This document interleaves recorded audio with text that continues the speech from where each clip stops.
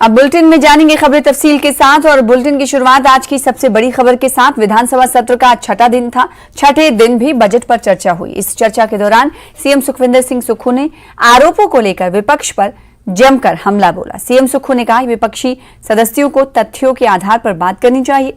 CM Sukhu BJP विधायक रणधीर शर्मा के आरोपों पर बोले कि तीसरी बार के विधायक को इस तरह के शब्दों का इस्तेमाल करना नहीं चाहिए। वो केंद्र की योजनाएं बता नहीं पाए। सीएम ने कहा यह सुख का बजट है, नए रुख का बजट है। व्यवस्था परिवर्तन से बदलाव आएगा। आपको बता दें कि बजट पर चर्चा के दौरान रणधीर शर्मा ने कई आरोप लगाए थे। उन्होंने कहा था कि यह बजट पूर्व सरकार की कॉपी बजट है और योजनाओं को लेकर गुमराह किया गया है। आज सदन में फिर मंडी एयरपोर्ट का मुद्दा गूंजा, जिस पर सीएम ने कहा एयरपोर्ट के लिए भूमि अधिग्रहण होना है, जिस पर कई करोड़ की लागत आएगी और जल्द ही एयरपोर्ट का शिलान्यास किया जाएगा। इसके साथ ही सीएम ने कहा कि मंडी एयरपोर्ट नेता प्रतिपक्ष जयराम ठाकुर का सपना है। वो आम जनता के सपने पूरे करते हैं, ऐसे में जयराम ठाकुर का भी सपना जरूर पूरा करेंगे। वहीं आज विधानसभा अध्यक्ष उन बच्चों से मिले जो विधानसभा में सदन की कार्यवाही देखने के लिए पहुंचे थे। इस दौरान विधानसभा अध्यक्ष को यहां गार्ड ऑफ ऑनर दिया गया। तस्वीरों में आपको बच्चे दिख रहे हैं। ये बच्चे विधानसभा की कार्यवाही को देखने पहुंचे थे और उन्हें इस मौके पर गार्ड ऑफ ऑनर दिया गया। सदन की कार्यवाही ये तमाम बच्चे देखने के लिए पहुंचे थे।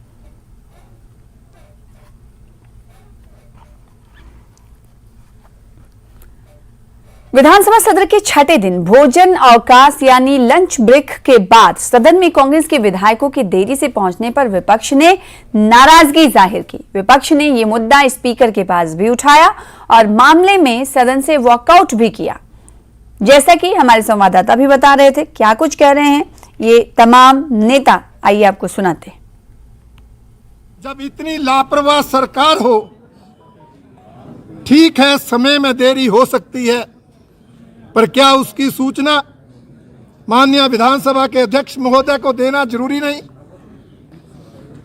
क्या सदन के प्रति इतनी ही गंभीरता इस सरकार की है, और वो भी उस वक्त में जब बजट पर चर्चा चल रही हो?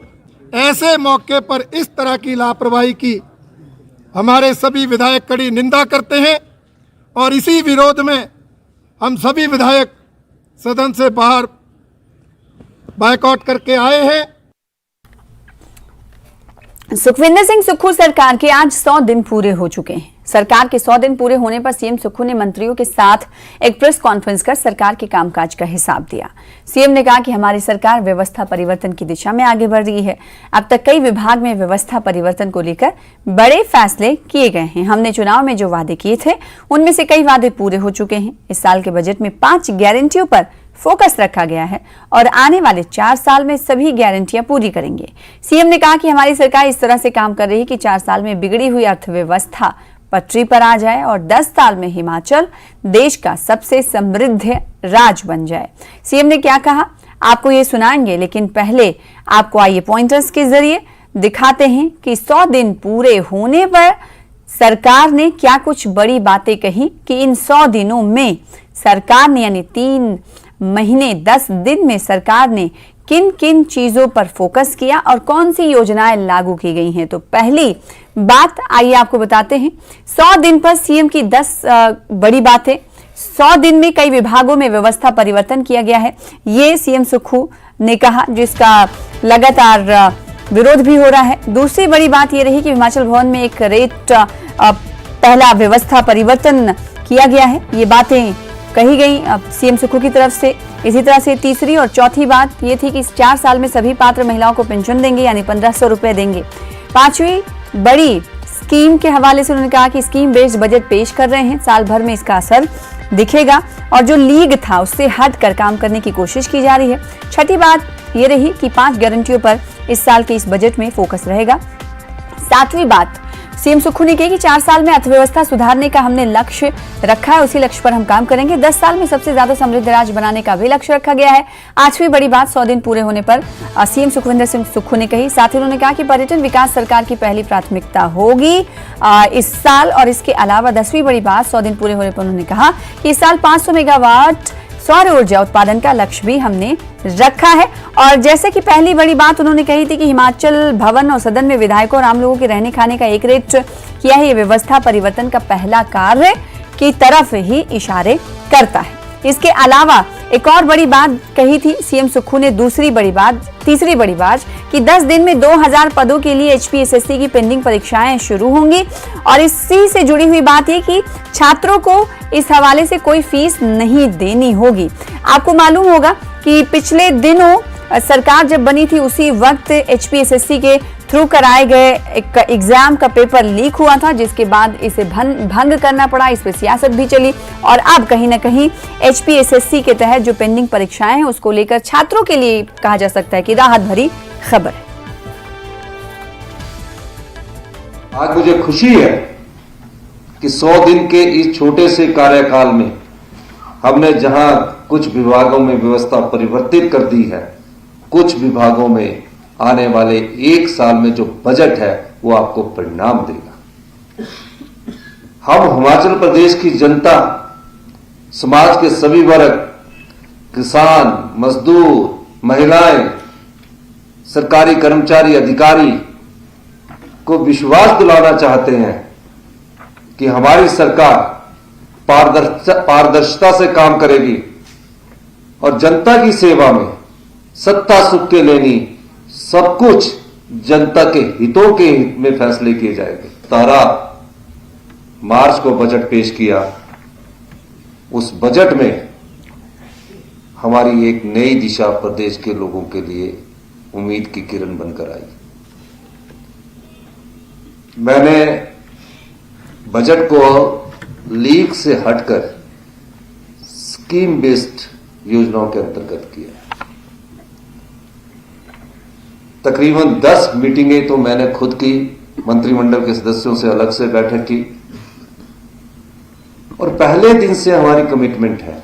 अभी सूचना एवं प्रसारण जो हमारा विभाग उन्होंने दिखाया कि हम सत्ता सुख के लिए नहीं आए हैं, हम व्यवस्था परिवर्तन करने के लिए आए। 10 दिन के अंदर Himachal Pradesh public service commission जो सबऑर्डिनेट सिलेक्शन बोर्ड द्वारा जो अगले एग्जाम होने थे, पिछलों की जिनकी इंक्वायरी चल रही है,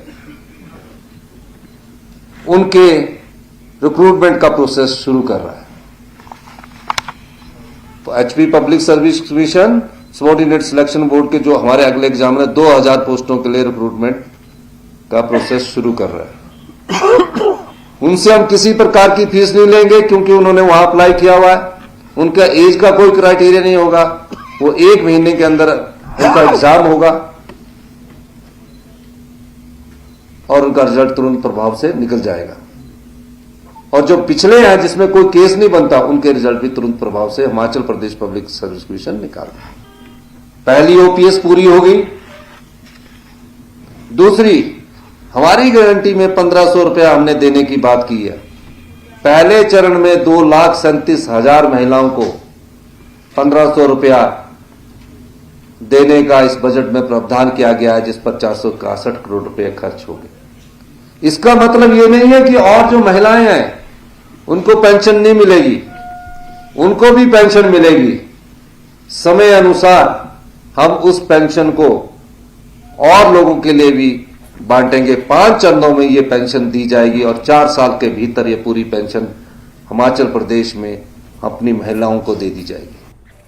उधर नेता प्रतिपक्ष जयराम ठाकुर ने सुक्खू सरकार के बजट को कल्पना की उड़ान करार दिया। उन्होंने कहा कि बजट स्पीच बजट बुक के साथ मैच नहीं कर रही है। साथ ही उन्होंने कहा कि 100 दिन में सुक्खू सरकार ने जनहित की संस्थाओं को बंद करने का काम किया है। हिमाचल के पूर्व मुख्यमंत्री जयराम ठाकुर हमारे साथ बातचीत करने के लिए मौजूद है। हिमाचल सरकार ने बजट पेश किया। मेरा एक ही सवाल है सर, आप लोग जो बजट पेश करते थे, नई सरकार का कहने का तात्पर्य है कि ये बजट पुरानी सरकार के बजट से बहुत बेहतर है, आप क्या कहेंगे? देखिए, उसमें सिर्फ कल्पना की उड़ान है। पिछले कल बजट में चर्चा में भाग लेते हुए मैंने विधानसभा के अंदर अपनी बात कही है कि ये पहली बार देखने को मिला है कि बजट स्पीच अलग है और बजट स्पीच से जो किए गए वादे हैं, जो कमिटमेंट से किए हैं, जो मैच करने चाहिए बजट बुक के साथ, वो कहीं भी मैच नहीं कर रहे हैं। योजनाओं की घोषणा कर दी है, लेकिन बजट बुक में बजट का प्रावधान उसमें है नहीं। स्पीच में कह दिया कि हम इतने करोड़ रुपए का खर्चा करेंगे इस योजना पर, लेकिन बजट बुक में हमने जब देखा तो उसमें उसका जिक्र तक नहीं है। तो बहुत ऐसा बजट जो बहुत जल्दबाजी में और बहुत कैजुअल तरीके से, जिसको कह सकते हैं, बनाया गया, कोई भी दिशा नहीं है उसमें। और दूसरी बात, हिमाचल प्रदेश में जिस प्रकार से 3 महीने का सरकार का कार्यकाल, यानी कि 100 दिन का कार्यकाल कांग्रेस सरकार का पूरा हुआ है, ऐसा एक माहौल खड़ा हो गया, नाराजगी का, निराशा का, आक्रोश का, रोष का।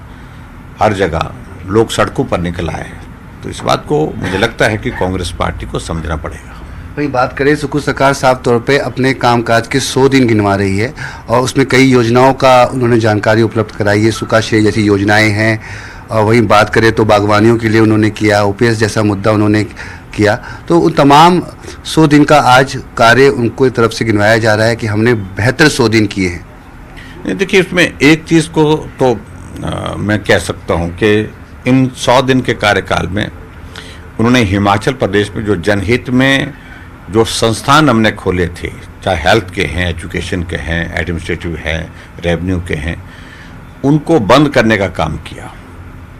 पूरा 100 दिन का कार्यकाल पूरा हो रहा, अभी तक भी वो डिनोटिफिकेशंस ऑफ इंस्टीट्यूशंस अभी तक भी बदस्तूर जारी है। ये काम, ये ही एक मात्र उपलब्धि है। धन्यवाद से बातचीत करने के लिए। तो ये थे हिमाचल के पूर्व मुख्यमंत्री जयराम ठाकुर, जिन्होंने न्यूज़ 18 के साथ खास बातचीत की। नई दिल्ली से कैमरामैन हरीश के साथ मैं रवि मिश्रा, न्यूज़ 18। बीजेपी के पूर्व प्रदेश अध्यक्ष और ऊना के विधायक सतपाल सिंह सत्ती ने सरकार के 100 दिन पूरे होने पर उनके कामकाज पर सवाल उठाए हैं। आइए आपको दिखाते हैं। राजनीतिक दृष्टि से अगर हम लोग देखें तो 100 दिन कोई बहुत अरसा नहीं होता है, लेकिन मेरा ऐसा मानना है कि जिस गवर्नमेंट को प्रदेश की जनता चुन करके भेजती है, उसके लिए जो 3 महीने, प्रथम 3 महीने बहुत महत्वपूर्ण माने जा सकते हैं। लेकिन इस गवर्नमेंट ने जो गारंटियां इस सरकार ने और इन सरकार की पार्टी ने, कांग्रेस पार्टी ने चुनाव लड़ते वक्त जो 10 गारंटियां दी थी, उन गारंटियों के ऊपर जब हम इनसे बात करते हैं तो जो नजरें चुराते घूमते हैं।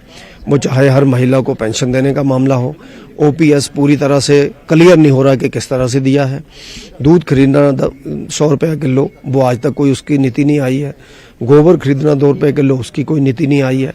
इस तरह से अलग अलग विषयों के ऊपर इन्होंने 10 गारंटियां दी थी, जिसके ऊपर पूरी तरह से जो सफल हुए। और उसके साथ साथ तालाबंदी जो इन्होंने की है पहले 100 दिन के अंदर, जो शायद हिमाचल प्रदेश के इतिहास में पहली बार हुआ होगा कि तालाबंदी 1000 संस्थान कर दिए गए और जनता को दुखी करने में कोई कसर नहीं छोड़ी इस गवर्नमेंट ने। तो मैं ये कहता हूं कि 100 दिनों के अंदर पूरी तरह से गवर्नमेंट फ्लॉप हुई है और इस गवर्नमेंट का जो नजरिया है जो 100 दिनों के अंदर निराशाजनक प्रदेश के हित में।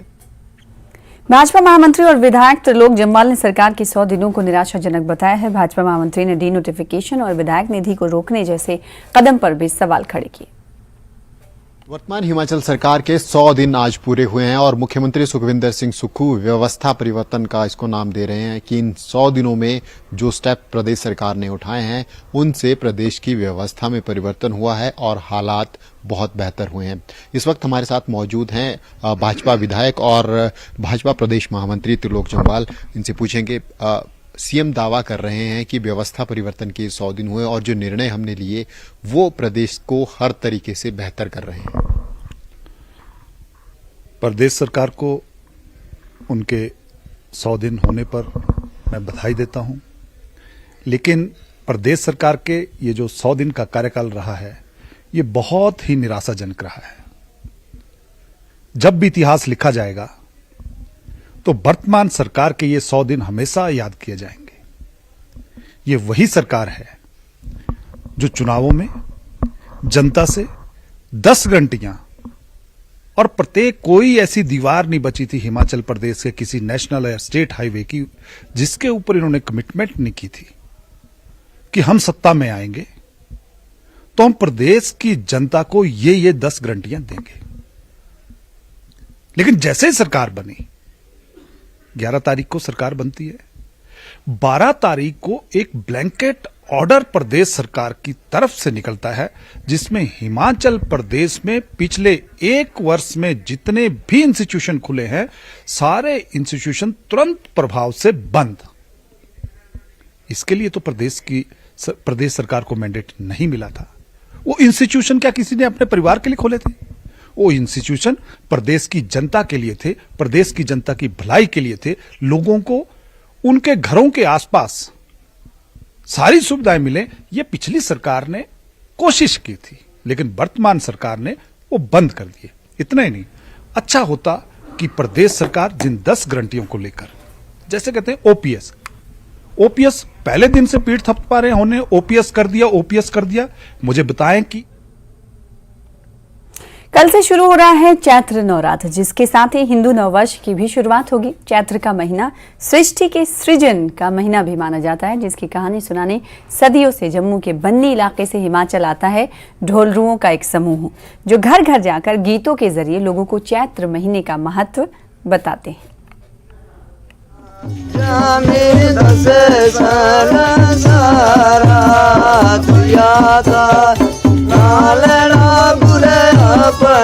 ये चैत्र महीने का महिमा गान है, जो पिछले कई दिनों से चंबा के कई इलाकों में सुनाई दे रहा है।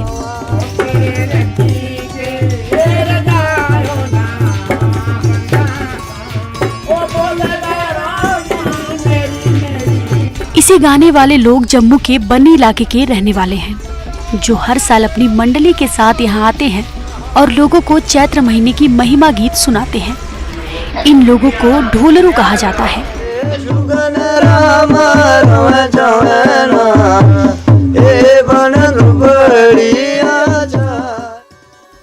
बनी बसोई रहने वाले हैं, असे ढोलू गाने चंबे 8 दिन आते हैं जरूरी। महीने का नाम जरा चैत्र होंदा है, सारे ये लोग सारे मुखे सुनते, अच्छी गल होंदी। 30-25 साल हो गए इस काम में मैं करते। सदियों से परंपरा जो है चली आ रही है।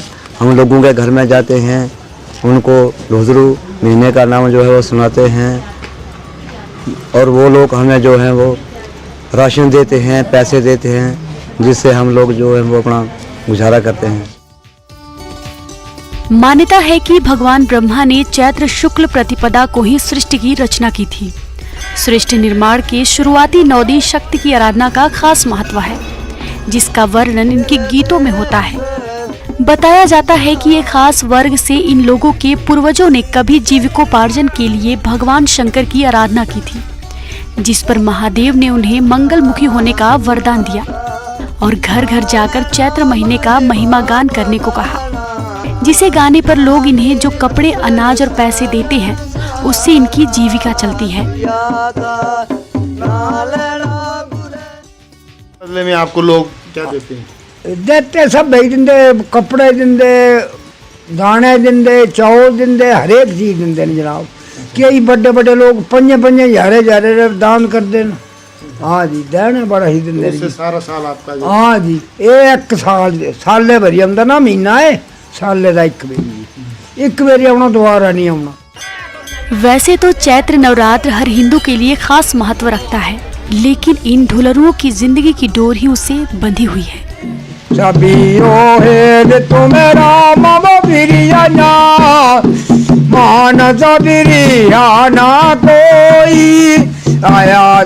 तो इस तरह से ये जो ढोलरू गायक हैं, ये अपने मुंह से चैत्र महीने का नाम लोगों को सुनाते हैं, और ये माना जाता है कि इनके मुंह से चैत्र महीने का नाम सुनना पूरा साल शुभ माना जाता है, क्योंकि भगवान शंकर ने इन लोगों को वरदान दिया था कि अगर आप घर घर जाकर चैत्र महीने का नाम लोगों को सुनाएंगे, तो उसके एवज में लोग इन्हें कपड़े, पैसे और अन्य प्रकार का सामान देंगे, जिससे पूरा साल इन लोगों की गुजर बसर होता है। न्यूज़ 18 हिमाचल के लिए चंबा से हेम सिंह ठाकुर। और इसी के साथ फिलहाल अपना हिमाचल में इतना ही। छोटे से ब्रेक के बाद देखिए देश विदेश मेरे साथ। नमस्कार।